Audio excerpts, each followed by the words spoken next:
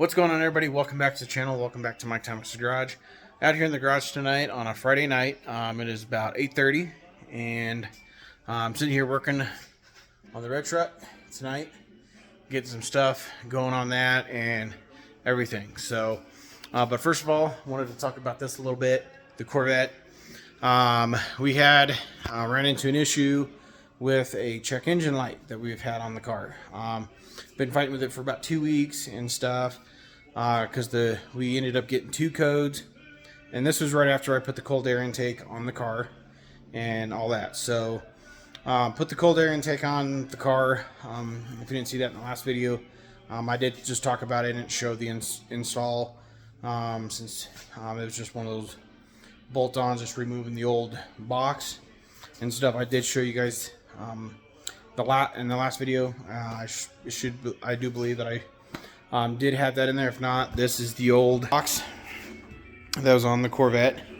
We went to a cold air intake and all that stuff. So anyways, I installed the cold air intake. I pulled the mass airflow sensor off the old box and put it on the new cold air intake system and all that stuff, so that way all that could still work. So I put it on there, went for a test drive and to a car meet.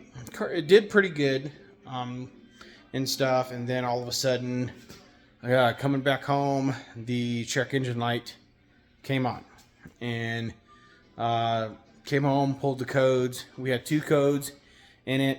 One was a PO137 code, and one was a PO157 code. So both those codes were actually for the O2 sensors, the rear O2 sensors on bank 1, sensor 1, bank 2, sensor 2, and all that. So before I changed and went to the cold air intake, I did have a code come up for bank 2, sensor 2. I did have that come up.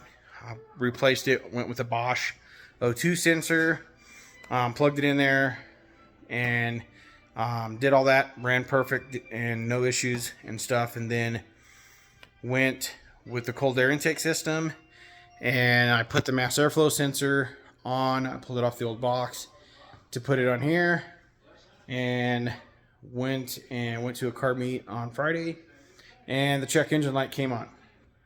And also so that, and then plus the car started shifting very weird, very sluggish shifting, very delayed shifting, and all that. So and again, the check engine light was on, so I just figured it was something else. So I came home, pulled the codes, and it was all codes for the O2 sensors, for the rear O2 sensors and all that. So I did find it hard to believe that it was the O2 sensor that I had replaced and stuff. So did some checks, did some diagnosing and stuff, and back pro'd the O2 sensor at the connector. Did some research looking up, and we were getting the right volts for the O2 sensor as the car was running.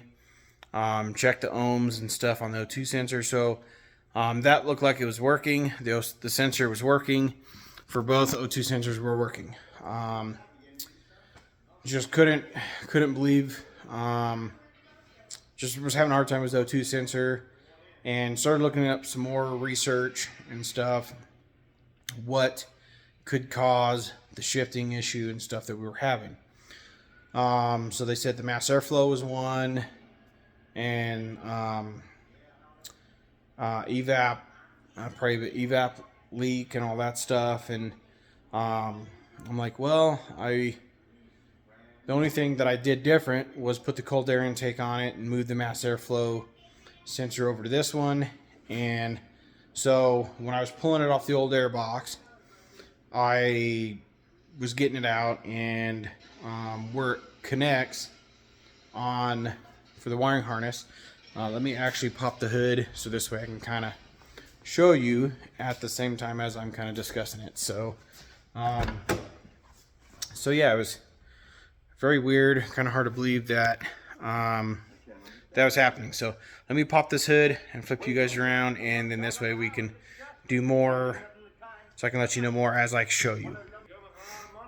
Okay.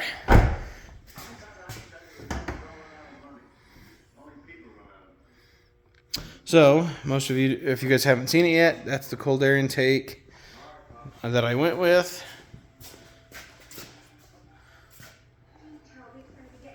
So as I was saying, when I was pulling the mass airflow sensor off, I was pretty much kind of grabbing it right around in here as I was pulling it off.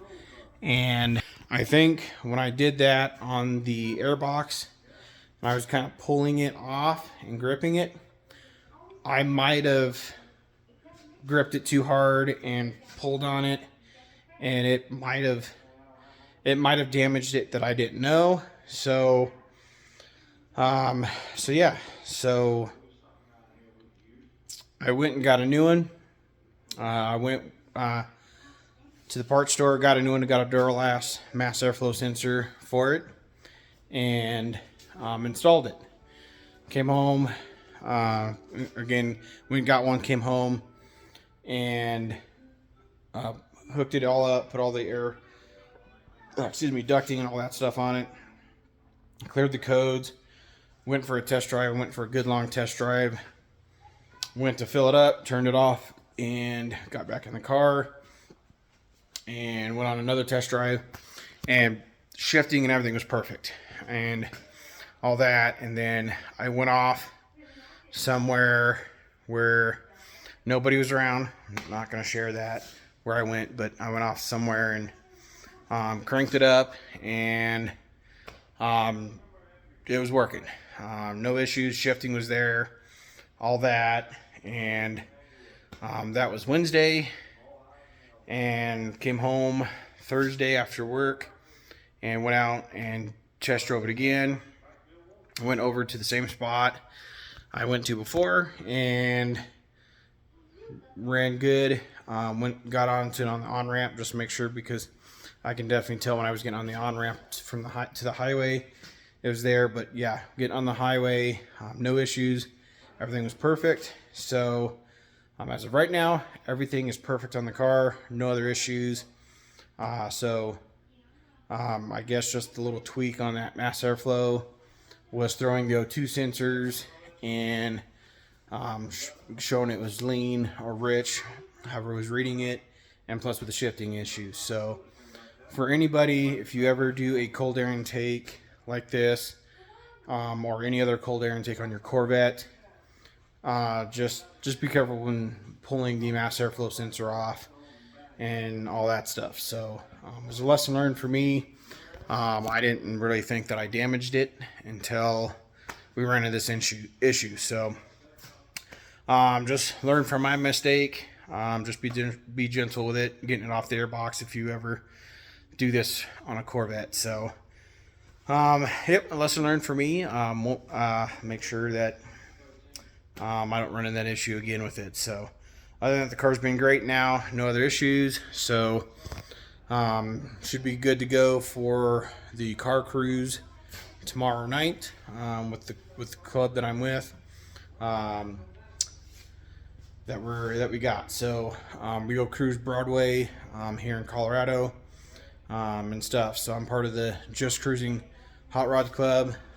Great group of people and all that to go hang out with, go cruise and hang out and all that stuff. So yep, so pretty stoked to actually be able to go do that tomorrow with the car. Last Saturday I had to miss it with the car because it was down, so I had to use my daily driver to go do that cruise and stuff. So we'll be able to make it this time with the Corvette, and then eventually once that one is done, we will definitely be cruising with that one over there. So and all that. So now we're just going to go have some fun, hopefully have no more issues with the Corvette. I'm going to try to get the red truck up and running and drivable this year, and I'm going to try to get the Corvette ready to go to Good Guys again this year in September.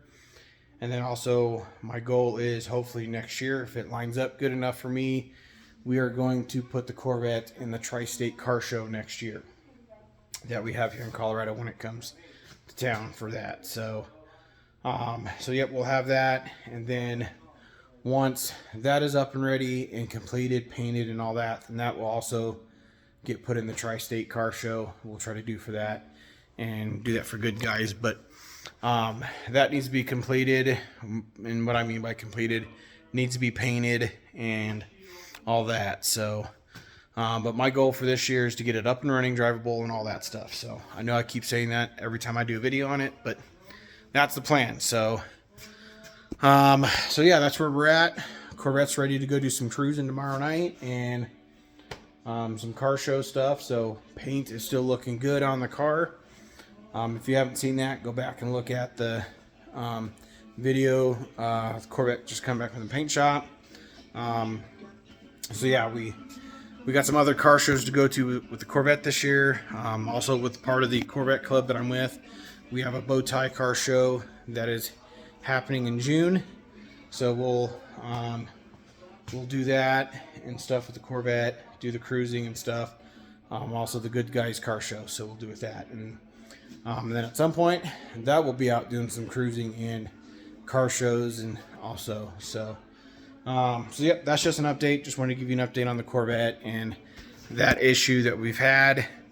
I was hoping to try to do a video, but with all the other checks and with all the checks that I was doing and that I was looking up, it was just hard for me to be able to do the video at the time and stuff to show and all that stuff for it. So, but yeah, so it's all done, ready to go and all that. So, I'll also just real quick give you what we're doing with the red truck tonight. Got it setting up over here on jack stands and everything, because my goal for tonight is got the wiring harness right here. So as you guys have seen in one of the other videos, this was a piece that we're going to put right here. This is a very thin piece of aluminum, piece of aluminum. So I'm actually going to put a thicker piece in here. But what I'm going to do is I'm going to cut a hole on right around in here, and I'm going to with a grommet to run the wires through. All this wiring is going to go underneath the carpet. So this is actually pretty thick right here. And then when I recarpet this, then all this will be covered. You won't see it. And all that. So we're going to cut this out, and then once I get it fitted and all that, we'll put a grommet to run the wiring through and out to the engine bay.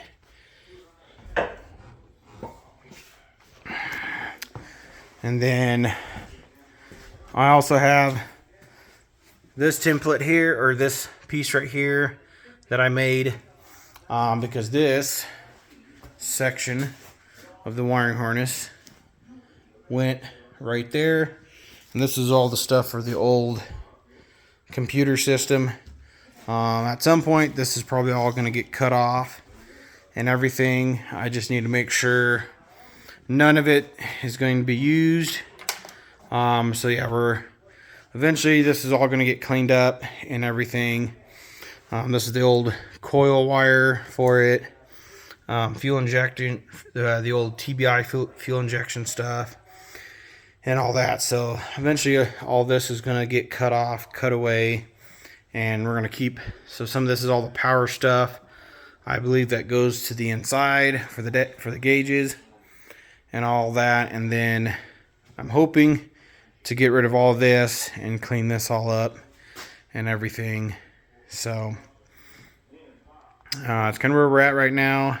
So like I said, we're gonna start getting back on this and all that. So start staying tuned with the channel and all that, because we will be having some other things. Gonna start having some fun stuff coming up on this. Like I said, hopefully I'm hoping after next week, we're gonna start hot and heavy back on the truck.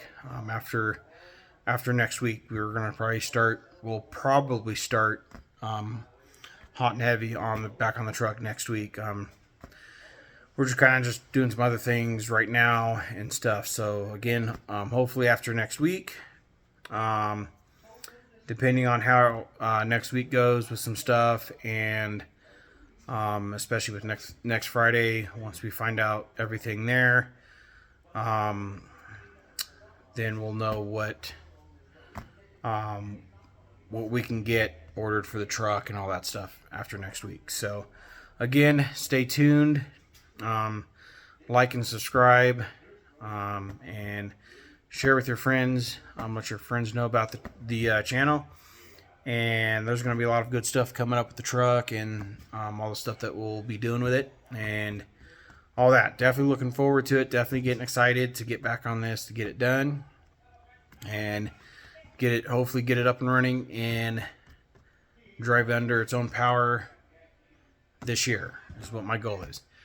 And hopefully if that happens, then maybe we'll try to get the emissions done and get plates put on it this year and all that, so we can start cruising and have fun with it and stuff. So again, thank you guys for watching.